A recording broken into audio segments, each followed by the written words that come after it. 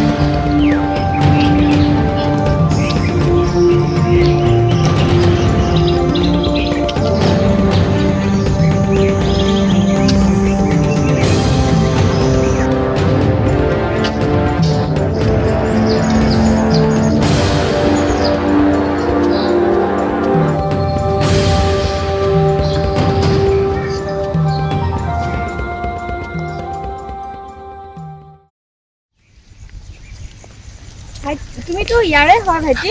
হয় বাইদেউ। শুনাচোন, তুমি তো ইয়াতে থাকা, ইয়াৰ এনভাইৰনমেণ্টটো ইমান কোৱালিটি দিছে, অকণমানতো চাফা কৰি ৰাখিব পাৰা তোমালোক ষ্টুডেণ্টছখিনিয়ে। হয়, আমি চেষ্টা কৰোঁ কেতিয়াবা। জাবৰ ইফালে দেখিব লেতেৰা, পকাটো তোমালোকে চাফা কৰি থাকিব পাৰা, নিজে চাফা কৰিবা। তোমালোকে চাফা কৰিলেহে এনভাইৰনমেণ্টটো ইয়াতে চাফাই কৰিছে নেকি? নহয় নহয়, মই আচলতে এইবোৰ নিজে চাফ কৰিছোঁ। আচলতে নিজে নিজে যদি আমি চাফ হওঁ তেতিয়াহে গোটেই এনভাইৰনমেণ্টটো চাফ হ'ব, সেইকাৰণে চাফ কৰি আছোঁ।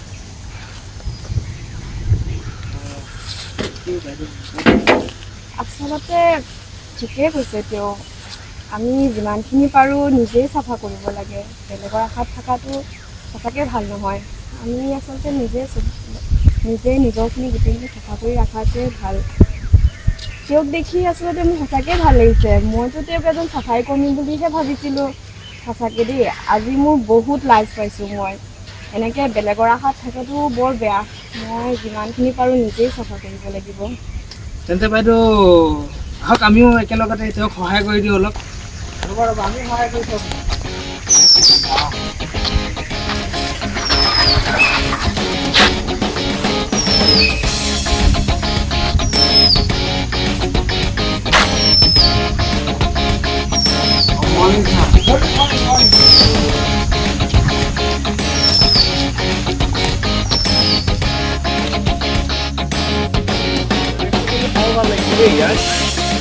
গছ গছনি ইমানবোৰ ৰুই থৈছে, এই বৰ ধুনীয়াকৈ মেইনটেইন কৰিছে তোমালোকে। এই গছ গছনি ৰুব লাগে, বুজিছা নাই? গছ গছনি মানে তোমাৰ আজিকালি অক্সিজেনৰ প্ৰয়োজন। গ্ল'বেল ৱাৰ্মিঙৰ কথাটো পঢ়িছাই তোমালোকে। গ্ল'বেল ৱাৰ্মিঙৰ কাৰণে গছ গছনি ৰুবই লাগে। আৰু তোমাৰ ধৰা এয়া আমাৰ নানান প্ৰয়োজনীয় বস্তুত আমাক খৰি দৰকাৰ হয়। পৰিৱৰ্তন বুলি চিঞৰি থাকিলে হ'ব জানো? একদম নিজে নিজে কাম কৰিব লাগে আৰু গছ গছনি ৰুব লাগে, বুজিছা নাই? যিমান পাৰি ৰুব লাগে। ৰুবা তোমালোকে গছ গছনি কাটিব দৰকাৰ হয় যে, বিল্ডিং চিল্ডিং বনাব লাগে। এতিয়া সেইটো বাৰু হয়ে বাৰু, কাটিব লাগিবই। গছ গছনি ৰোৱাত গুৰুত্ব দিবা। তোমালোকে যিমানখিনি কাটিবা তাতকৈ বেছি ৰুবা, তেতিয়াহে আমাৰ পৰিৱেশটো বেলেঞ্চ হৈ থাকিব। আমি মানে নতুন প্ৰজন্ম আগবাঢ়ি আহিব লাগে। আমি এতিয়া কৰিবলৈ এইবোৰ কামত মাটি থকা কাম কৰিবলৈ এতিয়া ভাল নালাগে নহয়। এতিয়া এই আগৰ কলেজীয়া দিনত মানে এইবোৰ আগৰ ল'ৰালি দিনত হোৱাহেঁতেন বাৰু কৰি দিলোঁ। এতিয়া আৰু ধৰা এইবোৰ কৰিবলৈ মাটি থকা কাম কৰি ভাল কৰি আছিলোঁ। তুমি হাজিৰা কৰাৰ কাৰণে নেকি? তোমাৰ গছ পুলি চছ পুলি ৰোৱা ন ইউনিভাৰ্চিটি? দাদা আপুনি মানে চাফাই কৰ্মী নহয় ন, গছ পুলিহে ৰোৱা নেকি? নহয় নহয় বাইদেউ, এইবিলাক মানে গছপুলিবিলাক ৰুইছোঁ কাৰণ আজিকালিতো দেখিছে সকলোৱে গছপুলি কাটিয়ে আছে গতিকে 2-4টা গছপুলি মই লগালে আৰু কোনোবাই 2-4টা লগাব আপোনালোকেও লগাব পাৰে ঘৰতে 2-4টা লগাওক তেতিয়াহে মানে আমাৰ পৃথিৱীখনত মানে গছপুলি কেতিয়াও অভাৱ নহ'ব বা আমাৰ পৰিৱেশটো ঠিকে থাকিব আজিকালি বৰষুণ নহয় আপোনালোকে নিজেই জানে অকণমান গছপুলি ৰুলেহে সেইবোৰ হ'ব পিছে তোমাৰ হাজিৰা কিমান দিয়ে নাই এইবিলাক হাজিৰা নহয় এইবিলাক মোৰ ভাল লাগে কাৰণে মই কৰিছোঁ যাতে মোক দেখি আৰু 4টাই কৰে তেতিয়া মানে আমাৰ পৃথিৱীখন মানে ধুনীয়া হ'ব সেইটো আমি বিচাৰোঁ শুনিছেনে মই তেওঁ প্ৰথমে সেই চাফা কৰি থাকোঁতে পাইছোঁ তেওঁ নিজে যিমান লেতেৰা আছে বুটলি ডাষ্টবিনত থৈছে সঁচাকৈ দেই তেওঁ হৈছে প্ৰকৃত নাগৰিক ইফালে গছপুলিও ৰুইছে চাফাও কৰি আছে তেওঁ যিমান দি আছে চাফা কৰি আছে আচলতে আমিও ৰুব লাগে জানা আমি যিমানখিনি পাৰোঁ মানে নিজৰ কামবোৰ নিজে কৰিব লাগে এনভাইৰনমেণ্ট আমি বেলেগৰ আশাত থকাতকৈ চাফা কৰা বা গছপুলি ৰোৱা বা এনভাইৰনমেণ্টটো পৰিষ্কাৰ কৰি ৰখা যিমানখিনি সম্ভৱ গোটেইখিনি মানে আমি নিজে কৰিব লাগে সঁচাকৈ দেই এই মানুহজনে আজি মোক মানে সঁচাকৈ মই লাজ পাইছোঁ তেওঁৰ আগত সঁচাকৈ দেই মোৰো মানে আজি চকু মুকলি হোৱা নিচিনা হ'ল মানে আমি নিজে আগবাঢ়িলেহে মানুহে আগবাঢ়িব বুজিছা আমি এজনকৈ আগবাঢ়িব লাগিব তেতিয়া চব আগবাঢ়িব আৰু ইজনে সিজনক দেখি চব আগবাঢ়িব না আজি এওঁক দেখি মই বহুত শিকিলোঁ দেই মই নিজে লাগোঁ এই দেখিছেনে বাইদেউ মোৰ অভ্যাস হৈ গৈছে মই চাফা কৰা তেনেকৈ কৰি যদি গছপুলি ৰোৱা অভ্যাস হৈ যায় তুমি আকৌ কোৱা নাই নহয় মই তুমি মনে মনে আছা মই আকৌ তুমি একো হাতে কামে নলগা বুলিয়ে তোমাক ইমানবোৰ কথা শুনাই আছিলোঁ আৰু লাগিব লাগে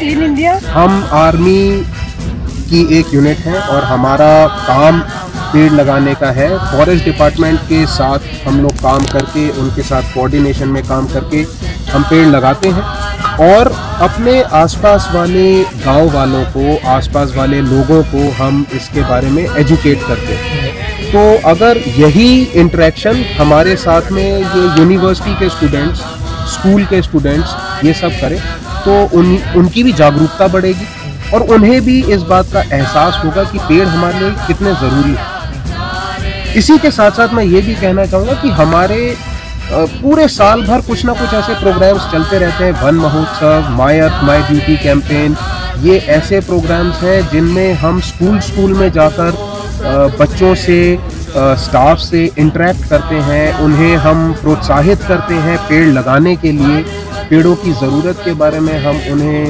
समझाते हैं क्लासेस लेते हैं लेक्चर लेते हैं तो मेरा पूरा विश्वास है कि अगर हम इन सब बातों पर ध्यान दें इंटरेक्शन इस मामले में हम आगे बढ़ाएं तो यस ज़रूर ऐसा होगा कि हम सब एक दिशा में आगे बढ़ सकें काफ़ी वेल लेड आउट कैंपस है और सिंस मैं एक ऐसी यूनिट से आया हूँ जहाँ हम पेड़ उगाने पर बहुत ज़्यादा महत्व देते हैं मेरा दिल बहुत खुश हुआ है इस कैंपस में आके क्योंकि यहाँ इतने सुंदर पेड़ हैं और देखकर अच्छा लगता है कि इनकी देखभाल भी अच्छी हो रही है कैंपस में हरियाली बहुत है खुली स्पेस बहुत है सो यस तेजपुर यूनिवर्सिटी मुझे बहुत अच्छा लगा ভাৰতখন স্বচ্ছ বা ক্লিন হয় স্বচ্ছ হয় তেতিয়াহে বস্তু আগবাঢ়ি যাব কাৰণ স্বচ্ছতা নাথাকিলে তাত যদি পৰিষ্কাৰ নহয় তাৰ বিভিন্ন ক্ষেত্ৰত এইটো প্ৰব্লেম সমস্যা হ'বই বেমাৰ আজাৰৰ পৰা আদি কৰি আৰু মানুহৰ মন চন পৰিষ্কাৰ নহয় যেতিয়া তোমাৰ সাৰাউণ্ডিংছটো পৰিষ্কাৰ হ'ব মন পৰিষ্কাৰ হ'ব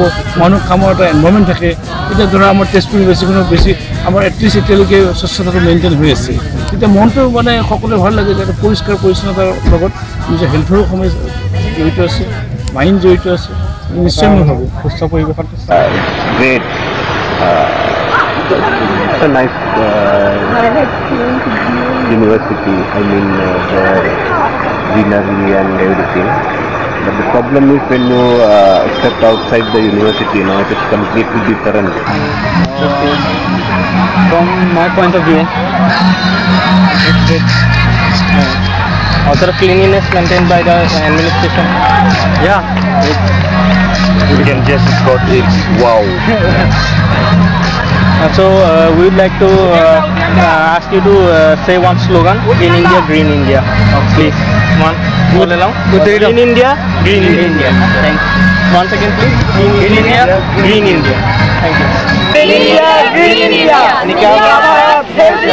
Clean India, Green India. Clean India, Green India. Green India, Clean India.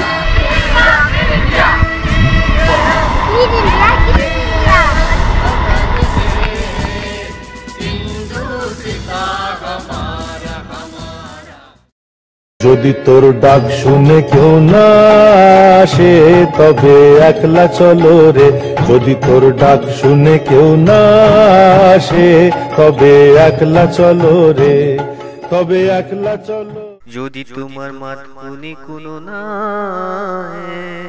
অকলে জুয়ারে অকলে জুয়া অকলে জুয়া অকলে জুয়ারে যদি তোমার মাত শুনি কোনো না অকলে জুয়ারে আমি মানে জীবনত কৈ আছো কি ইণ্ডিয়া কি ইণ্ডিয়া হ'ব তাকে অকণমান ইণ্ডাষ্ট্ৰিয়েল ইণ্টাৰেকশ্যন কৰি পেলাই বাহিৰৰ পৰা কৰিছোঁ ভিডিঅ' এটা অকণমান একো অনলাইন মই দুই এটা বস্তু সুধিম আৰু তোমালোকে মানে ইণ্ডাষ্ট্ৰিয়েল সুবিধা কেনেকুৱা লাগিছে সেইটো মানে তোমালোকৰ নতুনকৈ ইণ্ডাষ্ট্ৰিলৈ আহিছা ইয়াৰ পৰিৱেশটো কেনেকুৱা লাগিছে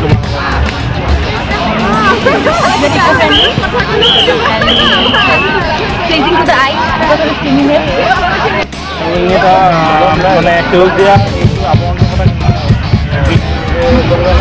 The best place to work আমি তোমালোকৰ এডমিনিষ্ট্ৰেশ্যনৰ বাহিৰেও আমাৰ ষ্টুডেণ্টখিনিৰ নিজৰ ৰেছপনচিবিলিটি আছে বুলি ভবা নাই তোমালোকে নিজৰ ঘৰৰ বা নিজৰ অঞ্চলটো আমাৰ সবাই তোমালোকে আমি এটা শ্লোগান আছিলে ক্লিন ইণ্ডিয়া গ্ৰীণ ইণ্ডিয়া তোমালোকে এবাৰ সকলোৱে ক'বা একেলগে 1 2 3 Clean India, Green India. এনেকৈ কৰি ক'ব লাগিছিলে ক্লিন ইণ্ডিয়া গ্ৰীণ ইণ্ডিয়া